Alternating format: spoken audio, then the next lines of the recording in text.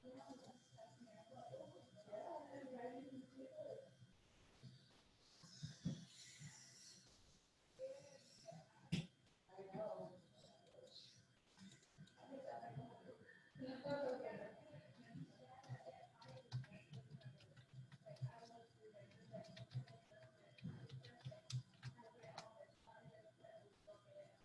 this is Mary with the Nonprofit Health Clinic, Dental Department. This is Rebecca. Hi, I'm calling because I'm just starting to reschedule appointments for patients. Um, and I was going to see if you're interested in rescheduling your appointment at this time. The only thing is we are letting our patients know that they must have a COVID-19 test done before their appointment. If that's something you'd like to do and start getting back into getting those crowns done so we can start that partial.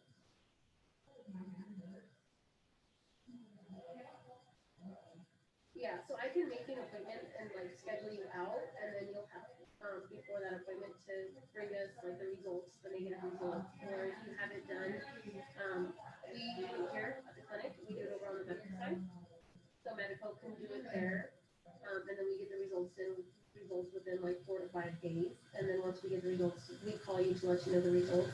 You can do it at Fairchild. I believe behind the hospital they have a white tent back there that you can just drive through and get that done. Yeah, yeah, so you can just drive behind the hospital, just drive through, they just do it. It's up to you. I believe Fairchild takes about 1 to 2 weeks for the results, I think because they send it off, and so they, of course, they mail it off, and then they process it, and then they mail you your results. You get it faxed over to them. Proactive.com. They have 3 different systems with clinically proven ingredients and tested by dermatologists. Check out my state here. Turn around. Put your right now. Today at Proactive.com and get this free charcoal brush trio. Subscribe to consistently clear skin delivered to your door. That's Proactive. So I will see you Whenever. Okay, whenever. I could do Monday, July 20th at 9 o'clock. That is, yes.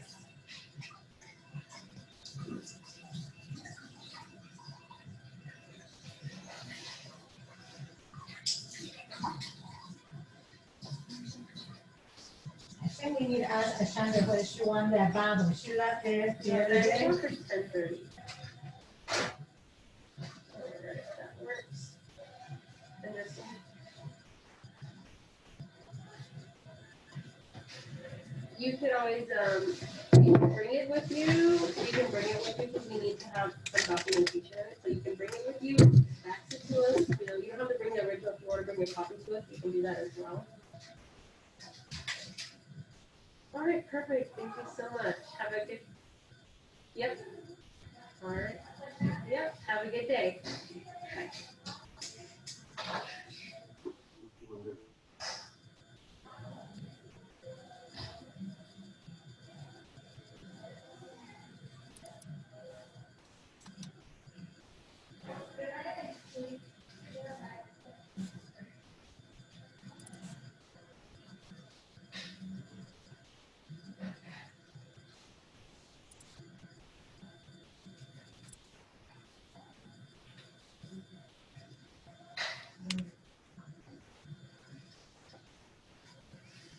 Oh, there's even in. Yeah, I think those are your headphones too. I seen those there. Yeah, Like, yeah, I forgot that day I didn't, because I didn't come back.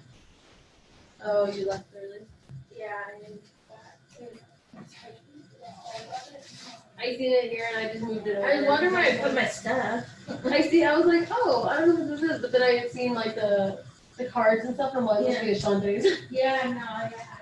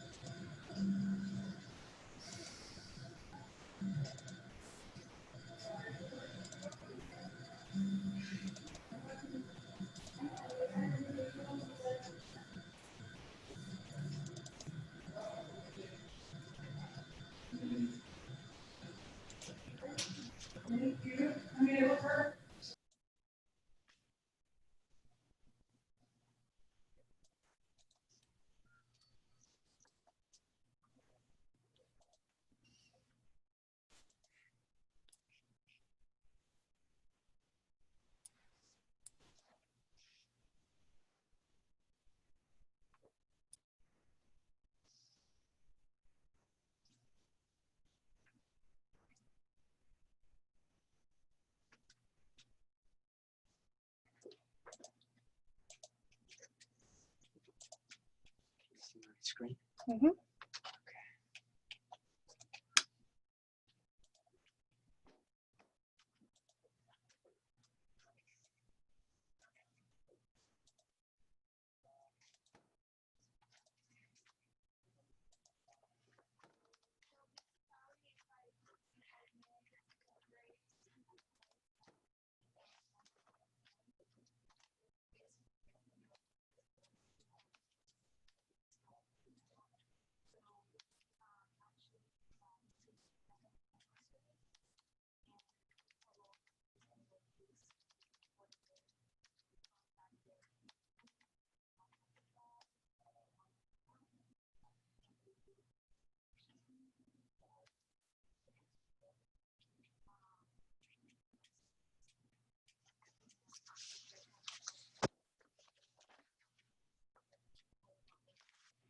So he should have been logged in from home.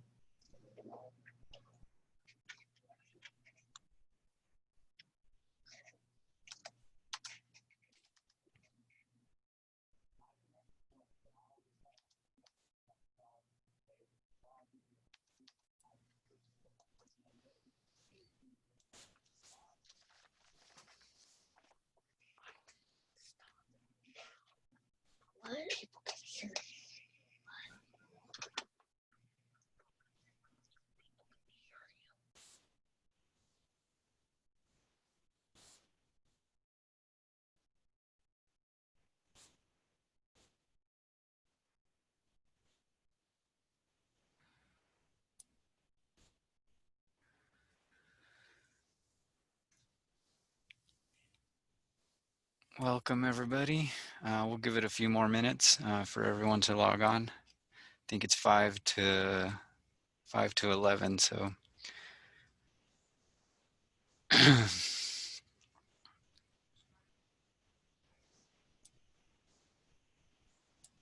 just a heads up to all our participants. This webinar will be recorded. Please remember to mute yourselves upon entry and change your names on the Zoom so that we can identify you for roll call. And I'll remind everyone in 5 minutes before we get started.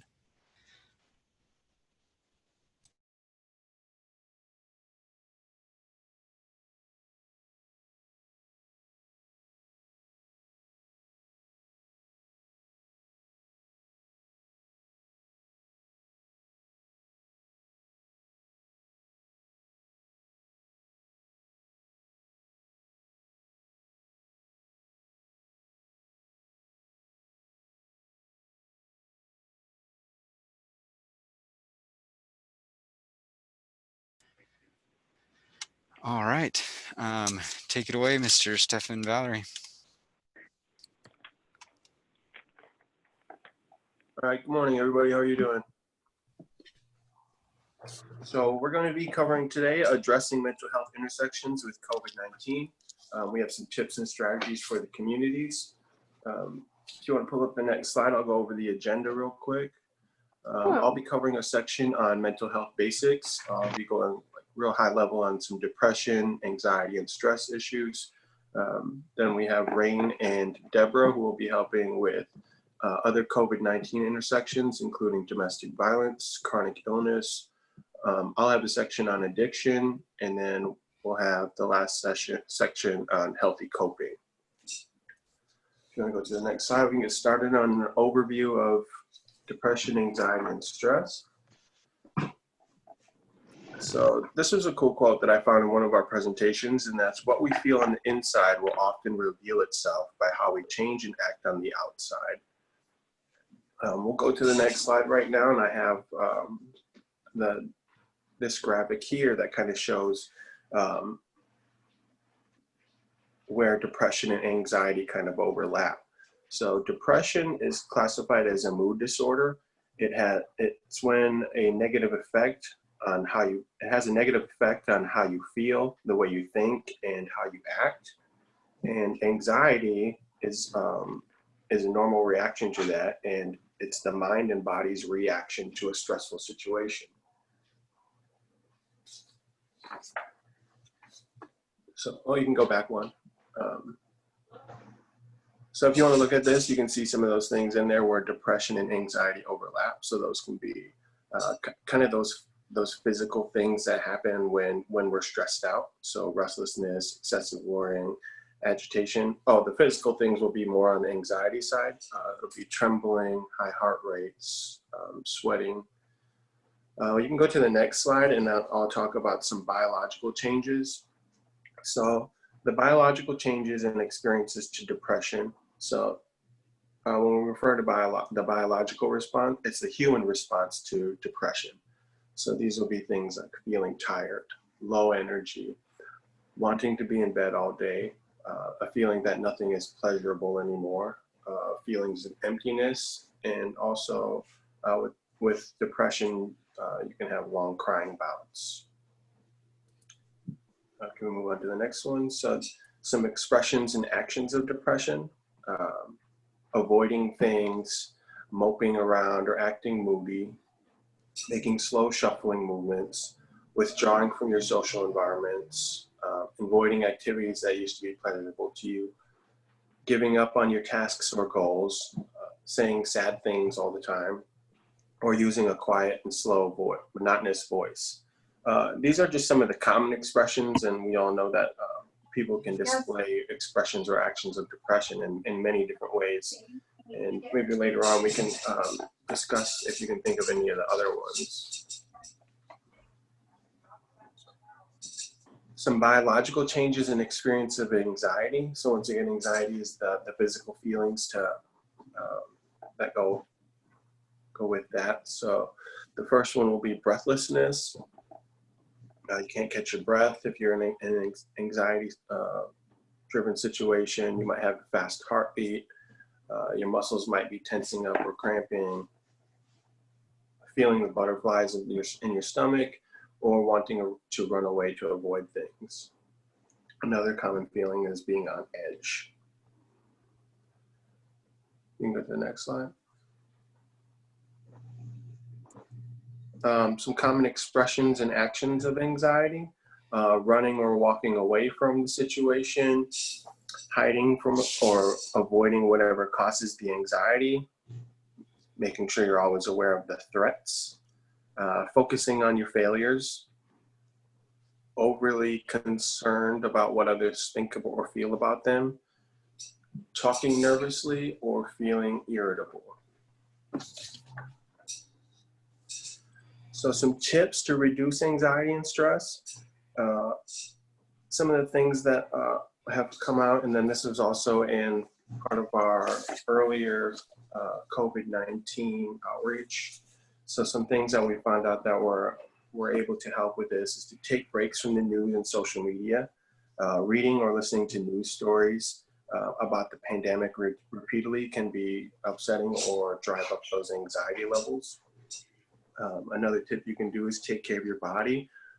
So you want to make sure that you're taking time to meditate, to eat well-balanced meals, also try and get regular sleep and exercise. You want to connect with others to share your concerns and feelings. So I think you went Sorry. ahead. It's all good.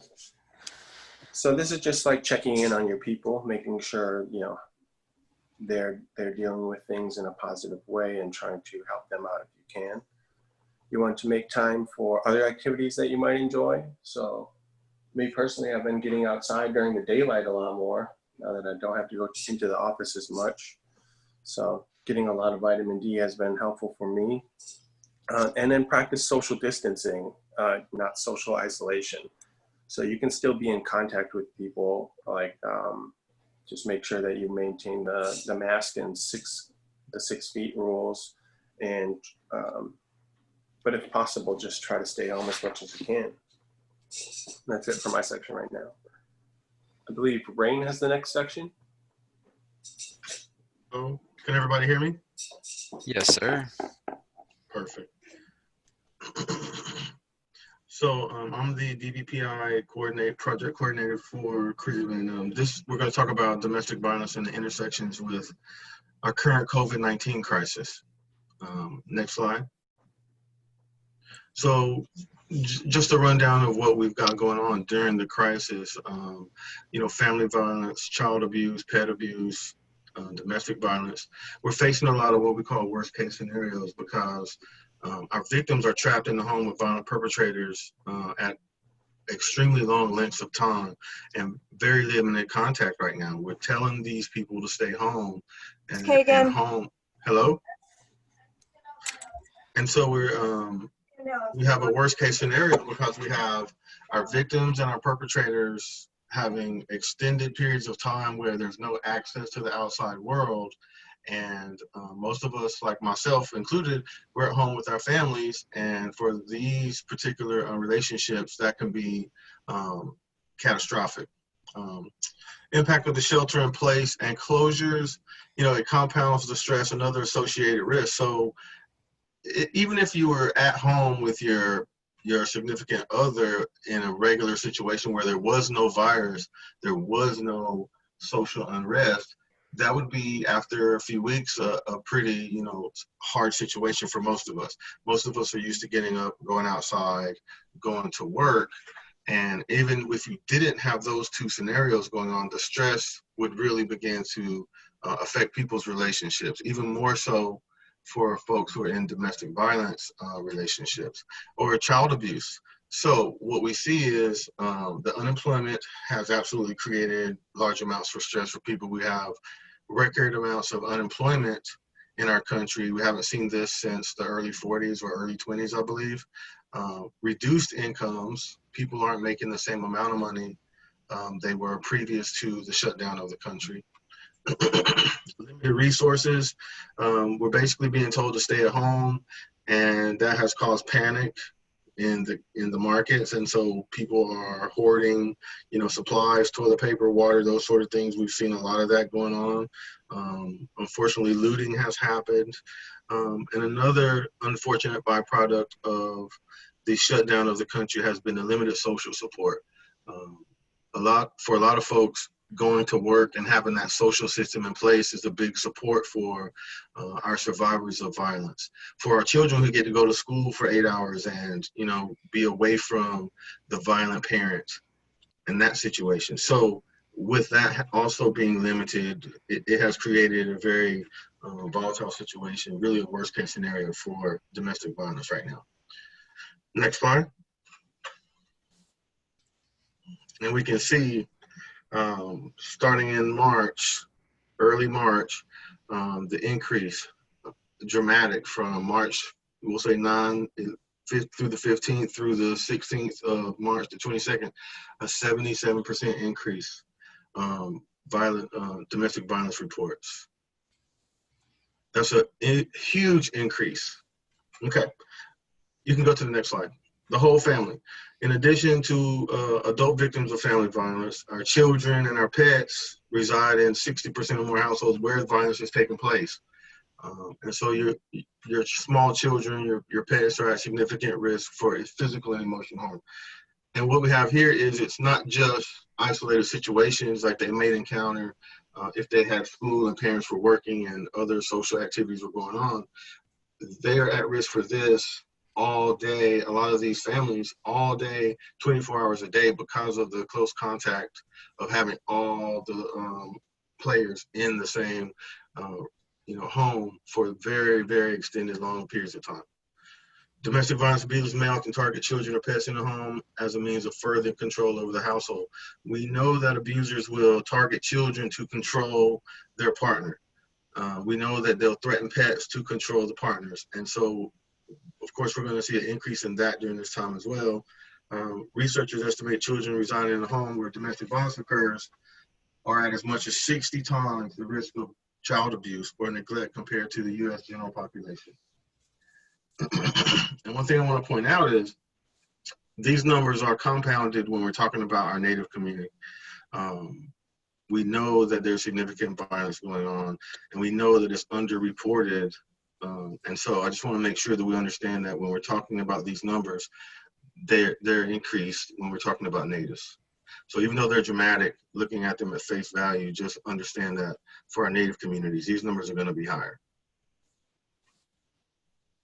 And some tips for helping your friends or coworker or neighbor during this time. Ask them how they would prefer to connect. You know, just because we're all sitting at home or limited in our social experience doesn't mean we can't still make those human connections and check in on our people and check in on our brothers and sisters and make sure we're all okay. And it doesn't have to be a call that you're calling to just, I'm checking up. You know, it could just be a conversation. Those kind of connections are really, really important right now. Stay in touch and be creative. One of the things that I've done during this time is I've discovered Facebook calls with my mom so my kids can have regular contact with their grandmother. And it's not just phone. She can see them, they can see her. So be creative and, again, stay in touch. Be supportive and believe in them. You're not alone. I care about you and I'm here for you no matter what. And that's important, the last piece, no matter what. If you have someone going through a situation, meet them where they are. Don't try to pull them to your side of thinking or understanding of things. Just be supportive and meet them where they need that support. Help them think through how to be safe. Really important to help survivors or people going through a domestic violence situation that they have a safety plan. A safety plan for themselves, a safety plan for their kids. What would happen if the worst case scenario happened? What would that look like? What would we do? So those are the things that you want a safety plan with them if possible. And make sure that you know the domestic violence hotline that's local to your area. If you have a friend or a coworker or a family member that you think is going through that, you owe it to them to at least know the number to be able to give them that when they have the conversation with you. Next slide. Okay, so continued stresses. Studies indicate that the increased risk of domestic violence reported after a natural disaster often extend for several months after the event. So we saw upticks in domestic violence after Hurricane Katrina, after 9/11. But the difference in what we're going through now versus those events is there were one-time events that happened and the recovery began almost immediately. With the COVID, we have literally been involved or been going through this for 5 months now. And so the lasting effects of that, there is no healing to begin yet. We're still trying to survive it. And so that is going to create situations that we haven't really seen before in our country because we've never been through a pandemic like this with these sort of, characteristics. A study looking at the aftermath of natural disasters in the United States and Canada found that domestic violence victims' service requests increased for an entire year following the event. So again, I'll point out, we're not over the event. And if you are paying attention, the event is getting worse. And so we're still in the middle of how do we get over the event. So we're not even at that point where we can say we have a year of continued domestic violence service calls going up.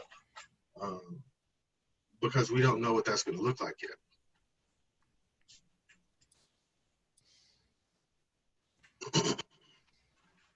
Okay, COVID-19 and chronic illness. So one of the things that we know is that chronic illness affects our mental health. We know that it does. And so one of the things that this portion is going to look at is how does that in comparison with COVID, which we know again, is ever present. So major depression and chronic medical illnesses. So if you look, Alzheimer's disease, 11%, that's not very high.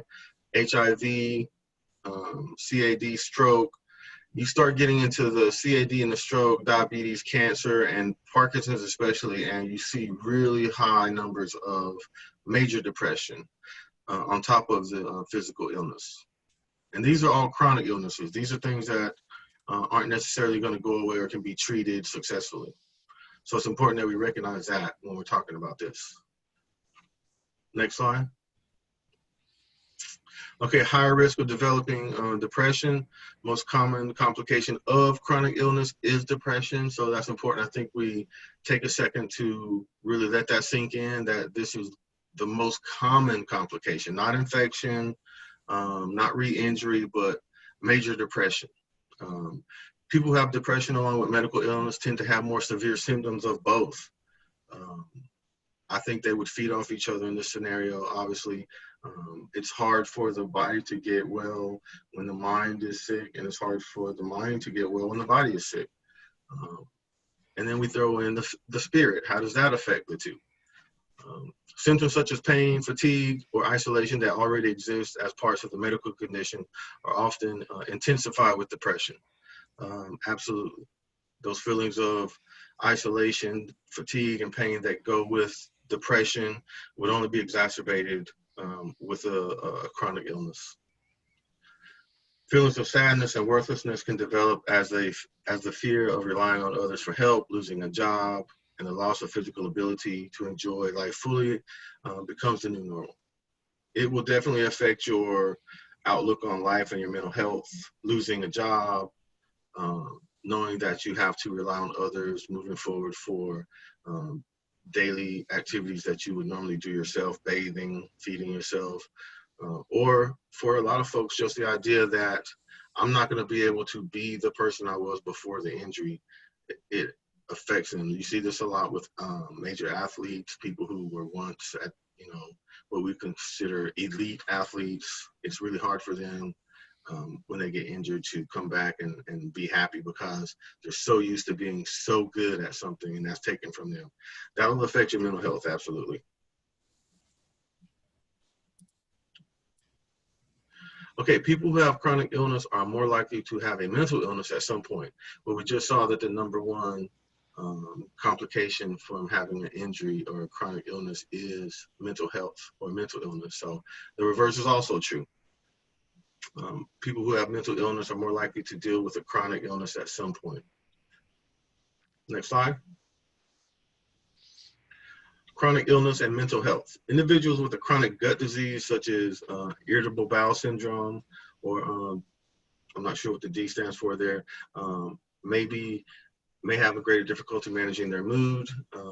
Serotonin is a well-known neurotransmitter and is responsible for feelings of happiness and well-being.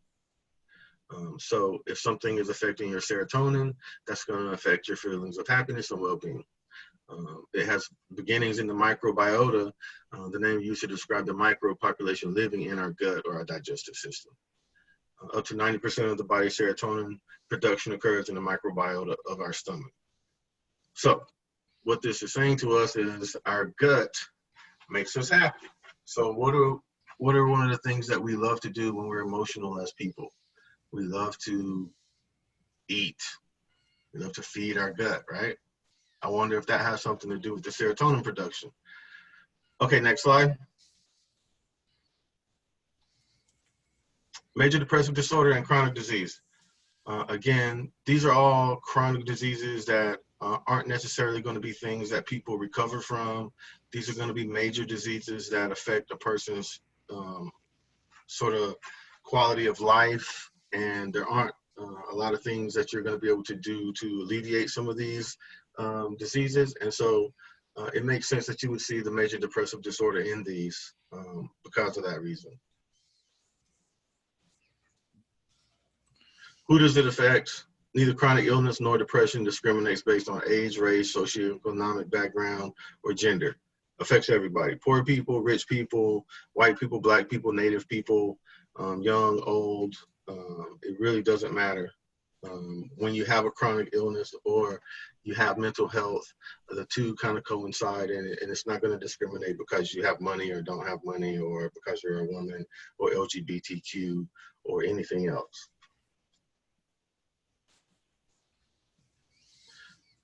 Okay, lifelong mental health in children with chronic physical illness. I'm not going to read through all this. I'll let you guys kind of go through it. But we can see with cancer, heart disease, again, these are things that aren't necessarily survivable, for lack of a better word, or things that don't necessarily have a cure currently.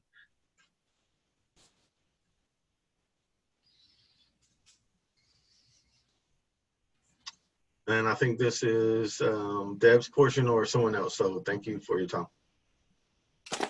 Now it's back to me. Step in. Okay. So I'm going to be covering the intersections with COVID-19 and addiction. So you want to go to the next slide. So just a little acknowledgement here. Little is known about the intersection of COVID-19 and addiction. These are all based on things that we have heard from the community or seen, or things that might have happened in other instances where something like this could have been going on.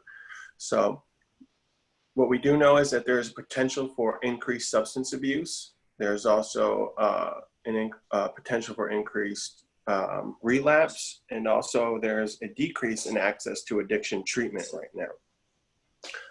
Another thing that we know about COVID-19 addiction is that compromised lung function due to COVID-19 may put those with opioid use disorder or meth at risk. These substances, when abused, they affect the cardiac, pulmonary, and brain systems, which can increase the risk for an adverse outcome due to COVID-19. You can go to the next slide, please.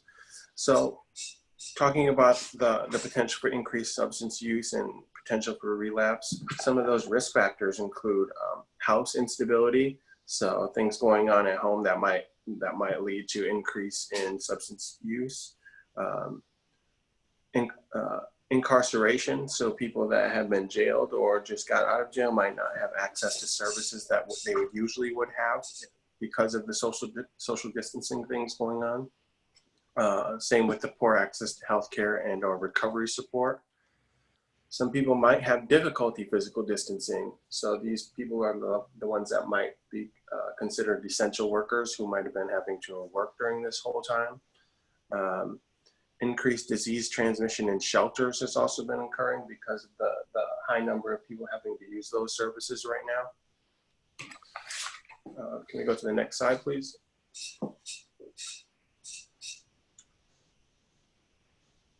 So we've kind of covered some of these strategies for reducing substance use with the two other sections, and that's once again reaching out to loved ones. It has been really helpful for a lot of people right now. Utilizing effective coping strategies, those will be covered in the next section in more detail. Another way people can get help is to access virtual recovery meetings if possible. And then there is lost my paper here. So some of the things we want to talk about when helping people with substance use disorder is that we want to take precaution if they're using right now. Oh, here it is.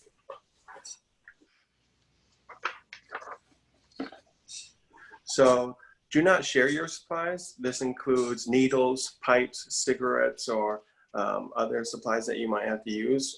Try and keep them clean if you are using them. And do not share anything that might have transmission of saliva. We also think that's practicing social distancing. CDC advising to stay at least 6 feet away from one another to help slow and or stop the spread of the disease. Know what is in your drugs. This means preparing your drugs yourself, washing your hands and keeping surfaces clean, using a cleanser with at least 60% alcohol. If someone is preparing your drugs for you, has COVID-19, transmission of the virus is likely once the drugs are used by you. And to also be prepared for an emergency. First responders are spread thin during this time, and there's a possibility that the first response time might take longer than usual, especially in rural areas. In this case, make sure you have naloxone or fentanyl testing strips available. If you're using alone, try to decrease your amount of drug use. And these are all things that have been outlined in our COVID-19 materials that are available on our website. Next slide.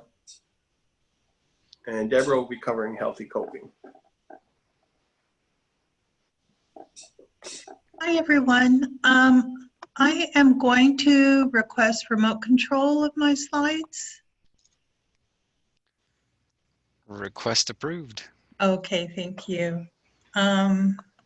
Now all I have to do is figure out how to advance the slide. Oh, okay. So first, what I'd like to do, thank you everyone for your presentations. Those were amazing. So first, what I'd like to do with folks, if you would like to, I'd like to invite you to just take a moment and take a couple deep breaths. Take a few. Go ahead and inhale through your nose, just real slow. Hold it for a moment. And then exhale through your mouth. And again, inhale through your nose. Hold it for a moment and kind of feel how your body feels. Go ahead and exhale through your mouth. And one more time, inhale through your nose. Kind of clear your mind as you hold it. And then go ahead and release. Sometimes when we're on these webinars, I know for myself, I can sometimes start feeling anxious because the information is so good. And when Rain was talking about domestic violence, I was thinking of all the people, and I have been. I don't think a day goes by that I think of the folks that are stuck at home with a violent person and can't even get out to go for a walk or the grocery store. I guess you can now, but how difficult that can be. So that breathing is something you can do, and you can do with the folks that you work with, to recommend to just kind of to get back into our bodies. I want to talk about just briefly ghost genes or epigenetics. Some of you are familiar with this. It's the intergenerational trauma that and historical trauma that affected our genes. Research was originally done on victims of the Holocaust and the generations following those folks who, and it was discovered that their genes were actually altered because of that trauma that happened in the previous generation and generations before. And we find the same thing with our Native folks. But what isn't talked about so much is that there's that intergenerational wisdom that is in our genes as well. And when we go to our ceremonies and practice our traditions and we feel that feeling of fulfilled or feeling home or feeling balanced, that's that wisdom that's in there from our ancestors, those previous generations. So both of these things affect the way we think, either about ourselves or other folks, the way that we parent our children. And as we know, our Native systems were disrupted through boarding schools and relocation and reservation systems and all those kinds of things. It affects the way we create relationships and how we think about ourselves. Oops, I think I might have done two. Those are my puppies. One day, well, now they're almost 3, but at this point they were probably 6 or 8 months. And I had gotten out of the shower one day and went into my room, and they were all on my bed, which you can say I hadn't made it yet. And they were having this puppy talking circle, and it just amazed me that they were on the bed doing this, just having this little talk with each other. And then when they were done, they all got up and went on their way. But it reminds me how important it is to connect with each other. And when we connect, how important that respect, love, honor, and care is. And think about for a moment how we show that respect to the people that we care about, how we show that we love them, how we show that we honor them, how we show that we care for them. I would also invite you to take a moment and look at how you respect yourself, how you show love to yourself, how you honor yourself, how you care for yourself. And we don't always think about that, and we don't always do that. It's so easy for many of us who are caregivers to give that to other people, and then we don't replenish it within ourselves. So it's good every once in a while to kind of stop and go, well, how well am I? physically, spiritually, mentally, and emotionally. Just take a moment and think about, you know, what have I done today in my spiritual realm? Did I pray? Did I smudge? You know, what other meditation or mindfulness or yoga or something like that? What did I do for my physical realm? Did I go for a walk? Did I eat healthy? Mentally, what have I done mentally? Am I thinking those good thoughts? Am I thinking of those positive things? Am I laughing? Emotionally, to keep ourselves healthy emotionally with maybe a meditation of the day and thinking about that and kind of setting our intention for the day in a good way. And when we do that, it kind of helps us focus too, and you can use this as well with the folks that you work with to suggest to them. This 3 good things. What are 3 good things?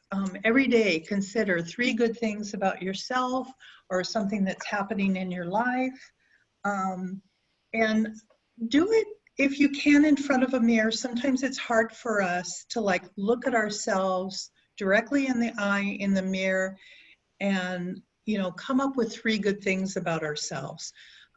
You might want to do this while you're brushing your teeth, or if you shave while you're shaving, something where you're already in front of a mirror or putting on your makeup. Think of those 3 good things about yourself. If it's too hard for you to do, think of 2 things or 1 thing.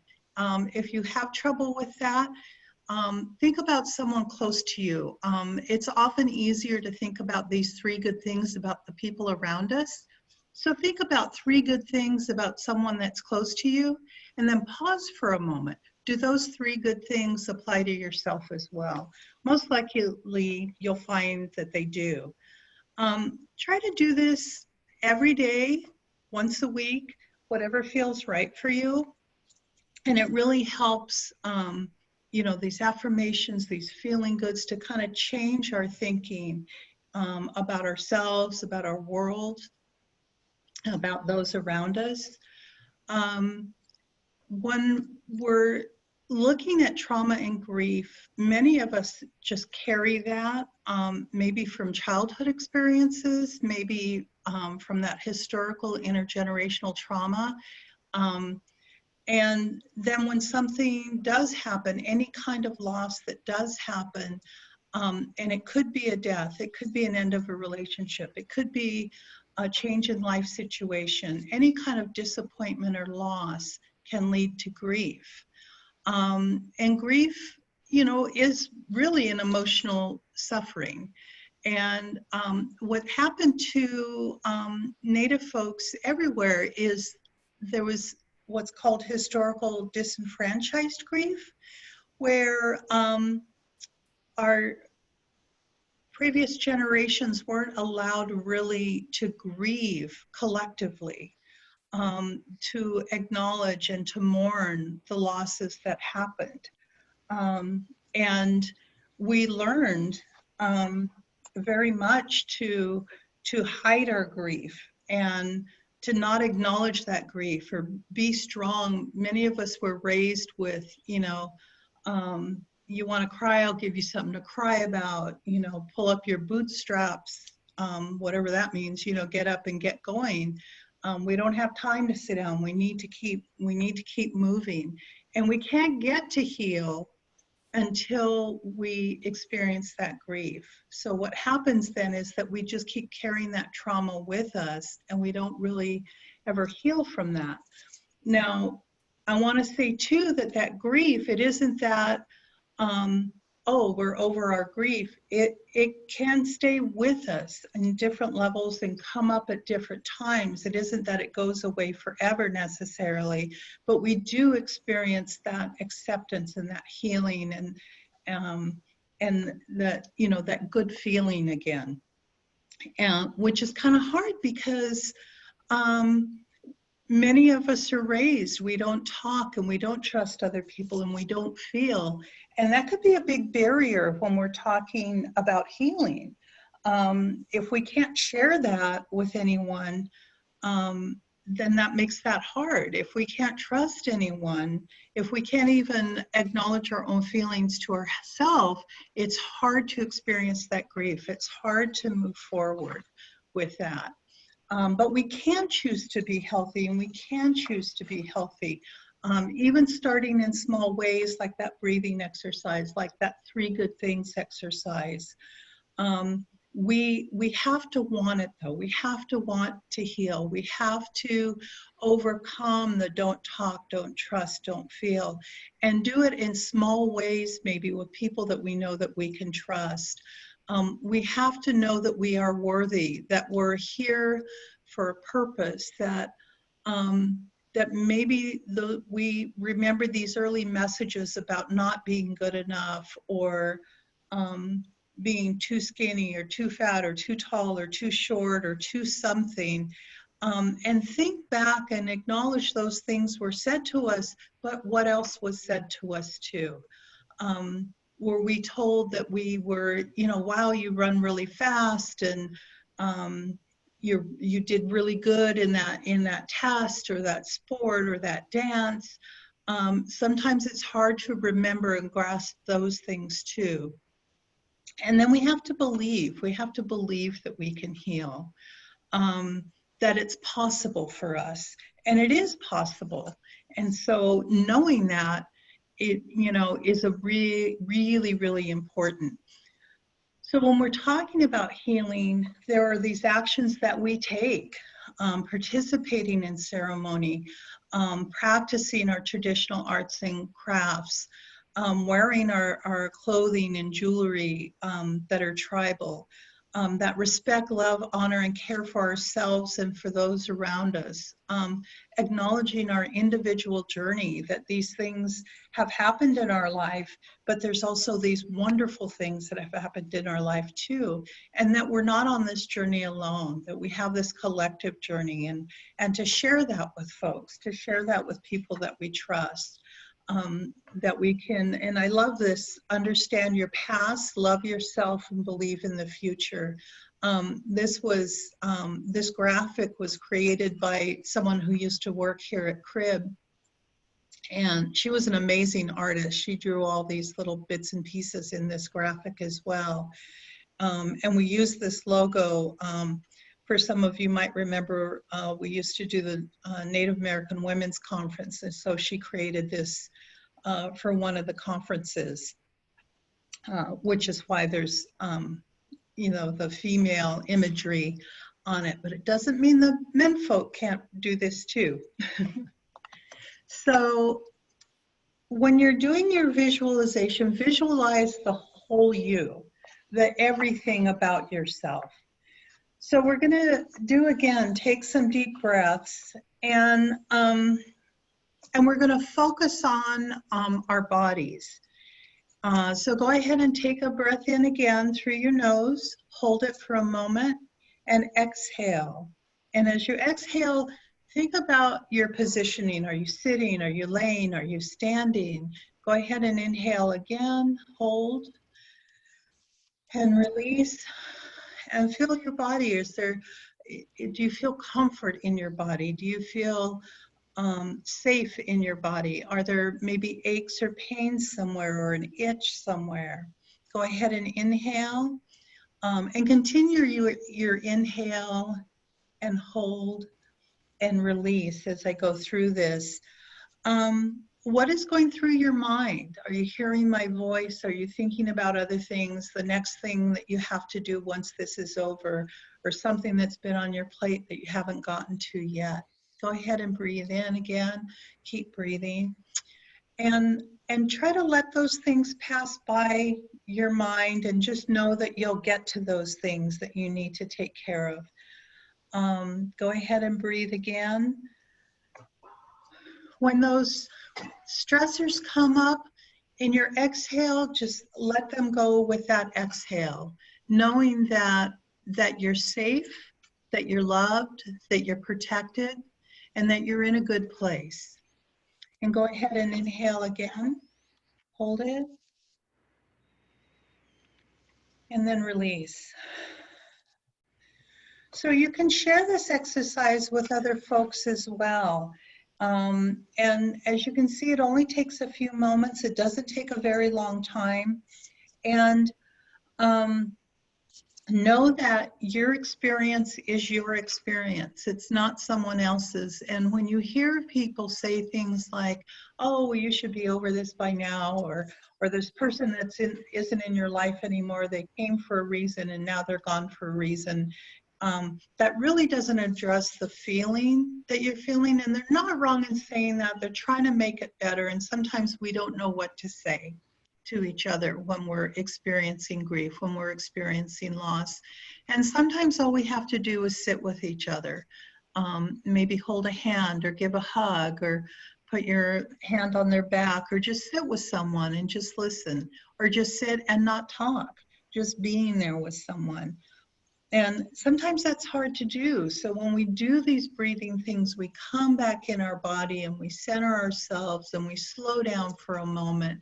It helps us be in that place of feeling safe, of feeling like we can be there for ourselves and we can be there for someone else, and we can acknowledge that our feelings are our feelings and they're there for the moment and they'll pass too. But to acknowledge them is really, really important.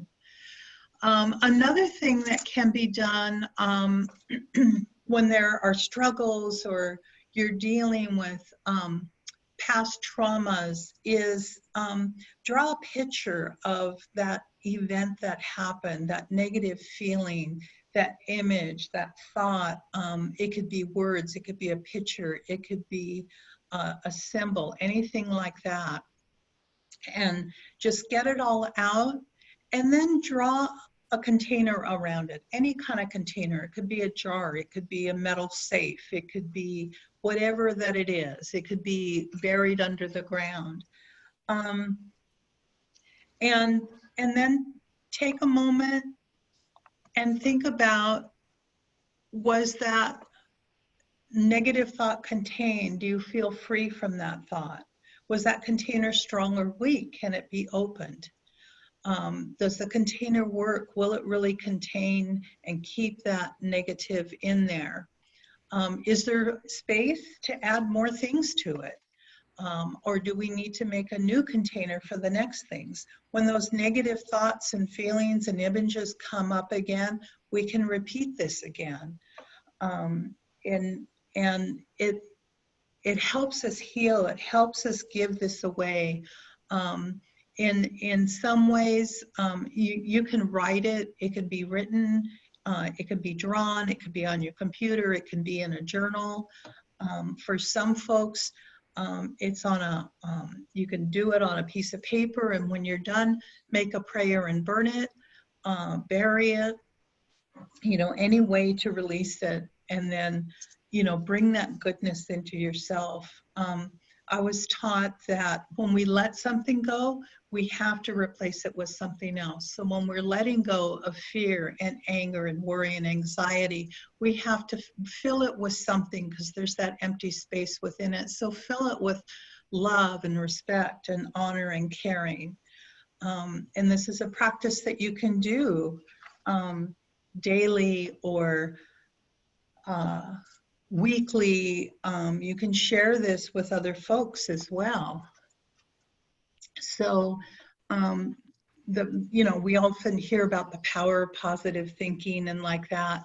And really it is something that can work, that thinking that we're going to be okay, or that we're okay right now. In this moment, we're okay right now, that we're safe right now, that we're loved right now, we're cared for right now. We're Native people and we are still here. All these things happen, but we are still here. Positive languaging. Think about when we gossip with someone. How do we feel when we're gossiping with someone? Do we feel elated? Do we feel like we're better than someone else? Or do we feel like, I shouldn't really be saying this, or this isn't really true, I shouldn't be promoting this? And then think about positive stories. You know, when we're sharing something positive about something, how does that feel? Does it make us smile all over our whole body and we're happy? Positive behaviors, healthy activities, healthy eating, and creating opportunities to heal. Just like we talked about earlier, just holding our hands, sitting with one another, sharing a laugh, watching a movie, sharing a book that you've read. Some way to do that is really important. And then there's the 10,000 hour theory. I don't know if you've heard about that or not, but the 10,000 hour theory is you do something for 10,000 hours and you become an expert. So I encourage you to do that. Pick something, anything that makes you happy and healthy, and practice it every day or throughout the day. And after you have your 10,000 hours, you're an expert, and you don't have to think about, oh, I need to do this. I got to make time for this. It becomes routine. It becomes yours. It becomes you. So when let's go back again to the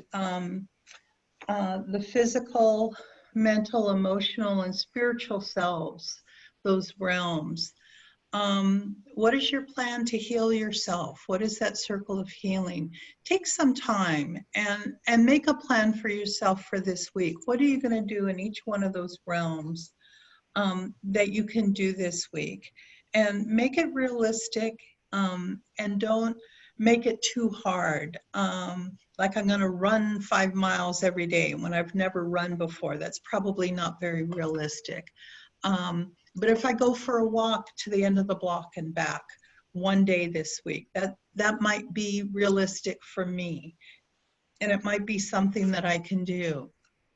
So the idea is to make it realistic, to make it doable, and to acknowledge your success. Acknowledge that that this is something that is healthy, that can make you happy. And then at the end of the week, take a look back. Did you accomplish those things that you said you were going to do for your spiritual, mental, physical, and emotional self? And if you didn't, it's okay. It's okay. Acknowledge that you didn't, and next week is going to be a better week. And then, you know, set your plan for the following week. And again, this can also be shared with folks that that you work with. These are little things that are easy, and they don't cost any money, and they just take a moment of your time. So thank you so much. That's the end of my presentation. So I'm going to give up my remote control and give it back to our moderator. Thank you. Wow, thank you so much, everybody. What a fantastic presentations. I want to thank our presenters and if you guys want, if our participants want, you can type in some questions in the chat box. And while you take some time to do that, I've kind of jotted down some notes here, and I have some questions that can maybe get us started. But wow, what a great presentation. I started off a little bit worried, but then Stefan said it's okay to worry. So I was like, I'm fine. And then Deborah, you did a fantastic job of calming down my blood pressure there, as I hope many of you also had a lower blood pressure with some of those breathing techniques. So Rain also covered some of the chronic illness and mental health. What an awesome job that he did with letting us know that the most common complication of chronic disease is depression and vice versa. So with our particular grant, we like to encourage multi-sector partnerships, and this is one of the big connections that we can make here if you want to take a holistic approach into maybe lowering some of the complications with chronic disease or diabetes, for example. It's difficult to do that without large multi-sector and holistic approach. I did have one question here. I'm not sure which of our awesome presenters would be able to answer it, but there was a mention of compounding stress. And there's also like a related term, which is chronic stress. So chronic stress, I think, is having stress over time, and compounding stress is having multiple different stressors. So for some of our like first responders or some of our folks that work in the clinics, we have some demanding jobs sometimes and have chronic stress from our work already. If one of you can maybe comment on having those chronic and compounding stresses, what is something that we can look out for, or what does it lead to? If eventually something's got to give if you don't, take care of yourself and do some of these practices that Deborah has now taught us. Where is it that may be something that we need to look out for?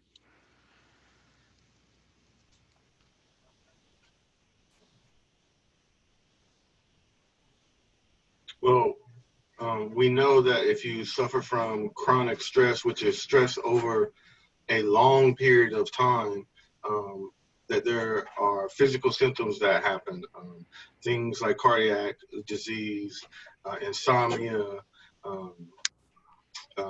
Women often have interrupted moons. Men often have erectile dysfunction. So there's a myriad of different complications from chronic stress that you can suffer from if you don't figure out how to alleviate that stress. And that could be any number of ways, but unless you do something about it, we know there's physical complications that follow with the chronic stress.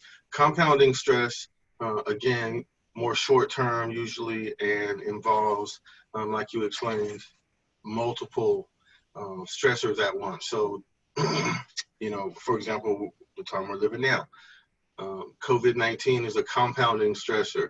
The social unrest that we're watching on a nightly basis, the idea of people being killed in the street, these are compounding stressors. Unemployment being at an all-time high, that's a compounding stressor on an already, stressful situation if we just had the disease itself that we were dealing with. But there's so many other things that are involved with this, attention with China militarily. So there are all these different factors that we pay attention to that create the stress when we're talking about compounding stress. They're individual, unique sort of stressors all being forced on you at one time. Thank you so much for answering that, Rain. So at this time, I think I'll check the chat box and see if there's any questions from our participants.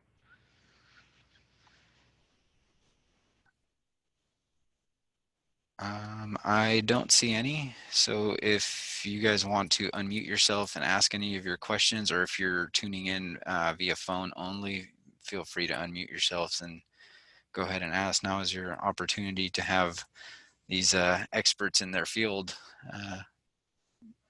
try to answer your questions here. We have a couple of thank yous. Looks like that might be the end of our presentation. So again, this was recorded and we'll have it up on our YouTube page as soon as we can, and we'll send it out to everyone. Thank you one more time to our fantastic presenter. You guys are experts in your field, and thank you for taking the time to provide this training for us. Oh wait, I'm so sorry. I think there's a poll that I was supposed to launch for us to take here. Should be up on your screen right now, and we still have all of our participants on, so it takes a few seconds.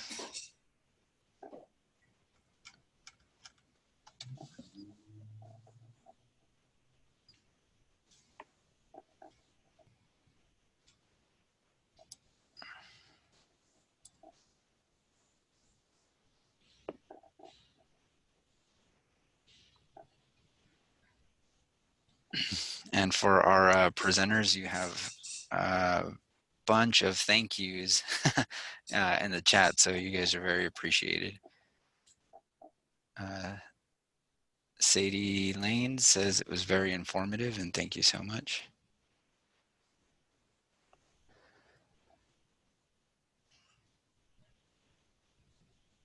We have 71% of our polls answered so far.